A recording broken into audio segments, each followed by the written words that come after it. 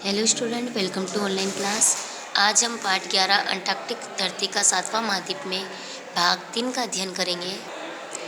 करोड़ों वर्ष से पहले अंटार्कटिक महाद्वीप दक्षिण अमेरिका, अफ्रीका और एशिया के साथ जुड़ा था।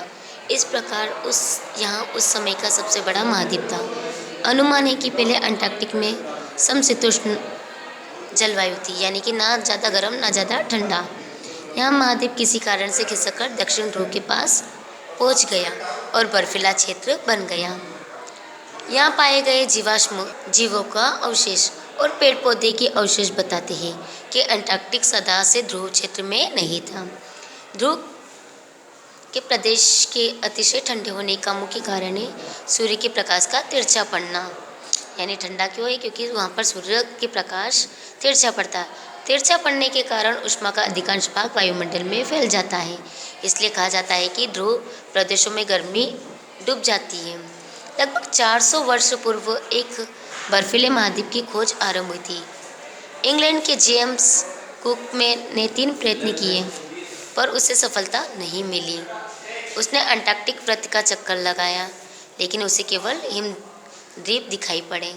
हाँ, आखिरी अभियान में वह दक्षिण में बहुत दूर तक चला गया, जहाँ उससे पहले कोई नहीं जा सकता था। उस अभियान में वह आदिवासियों द्वारा मारा डाला गया था, यानी आदिवासियों ने उसे मार दिया था। पहली बार अंटार्कटिक पर मनुष्य की दृष्टि 1820 ईस्वी में पड़ी थी। यानी पहली बार मनुष्य ने अंटार्कटिक को 1820 ईस्वी में देखा था।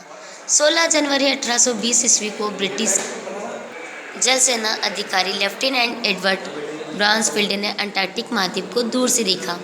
उसी वर्ष 2 रूसी जहाज अंटार्कटिक के पानी में पहुंचे। ब्रिटेन, अमेरिका और रूस ने अंटार्कटिक की खोज की महत्वपूर्ण योजना 19वीं शताब्दी में बनाई। 1840 ईस्वी में अमेरिका लेफ्टिनेंट चार्ल्स विल्कस ने अपने आदमियों को अंटार्कटिक के ऐसे स्थान पर ला खड़ा किया जिसके आगे बर्फ ही बर्फ दिखाई देती थी और जहाँ जाना संभव न था। उसने अपनी डायरी में लिखा कि अब जबकि सब लोगों को यह विश्वास हो गया कि दक्षिण भूमि वास्तव में है, मैं इसका नाम अंटार्कटिक महाद्वीप रखता हूँ। यानी कि वैज्ञानिक को यह विश्वास हो गया कि दक्षिण भूमि है, तो उन्होंने उस द्वीप का नाम अंटार्कटिक रख दिया।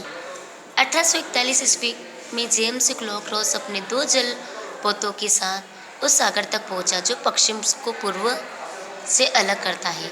आज यहाँ रोज सागर के नाम से प्रसिद्ध है। यानी किस नाम से प्रसिद्ध है? रोज सागर के नाम से। रोज ने वहाँ 2 ज्वालामुखी पर्वत खोजे, जिनमें से एक आज भी सक्रिय है। सक्रिय यानी कि जीवित है। रोस और उसके साथियों ने एक बहुत ही बड़ी हिम की दीवार देखी। हिम यानी कि बर्फ की दीवार देखी, जिसकी ऊंचाई 45 से 46 मीटर थी। जहाँ तक दृष्टि जाती, यानी कि जहाँ तक नज़र जाती थी, वहाँ तक वही हिम दीवार फैली हुई थी। रोज उसका चक्कर लगाकर आगे जाना चाहता था, लेकिन वह ऐसा नहीं कर सका। आज उसे रोज का मैदान भी कहते हैं। अंटार्कटिक की खोज 1768 ईस्वी में आरंभ हुई, लेकिन सफलता मिली 1911 ईस्वी में। नॉर्वेवासी होल्ड एमेंडसन पहले उत्तरी ध्रुव पर जाने की योजना बना रहा था, लेकिन जब उसे पता चला कि rear admiral Robert E Pierre नामक अमेरिका उत्तरी ध्रुव पर पहले ही पहुंच गया, तब उसने दक्षिण ध्रुव पर जाने का निश्चय किया। इससे पूर्व 1907 ईस्वी में इंग्लैंड निवासी स्कॉट दक्षिण ध्रुव से केवल 97 मील दूर रह गया था। थकावट और कमजोरी के कारण उसे लौटना पड़ा था, जिसका उसे बहुत दुख हुआ। बड़ी मुश्किल से उसके प्राण बचे थे। एमेंडसन ने स्कॉट को तार द्वारा सूचित किया गया कि वह अंटार्कटिक की ओर जा रहा था। फिर क्या था, दोनों में दक्षिण ध्रुव पहले पहुंचने की होड़ लग गई, लेकिन सफलता मिली एमेंडसन को।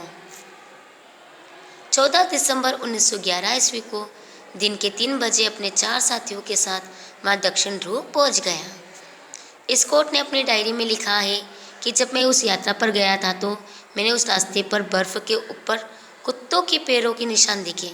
यानी बर्फ के ऊपर किसके पैर के निशान दिखे? कुत्तों के। इस प्रकार स्कॉट को पता चल गया कि नॉर्वेवासी पहले ही दक्षिण ध्रुव पहुंच गए हैं। स्कॉट और उसके साथ ही दक्षिण ध्रुव पर 17 जनवरी 1912 को पहुंचे। उस यात्रा में स्कॉट को अपने कई सहयोगियों सहित अपने प्राण गंवाने पड़े। स्कॉट की डायरी में आखिरी लेख 29 मार्च 1912 ईस्वी पर लिखा मिलता है, भगवान मेरे लोगों का ध्यान रखना।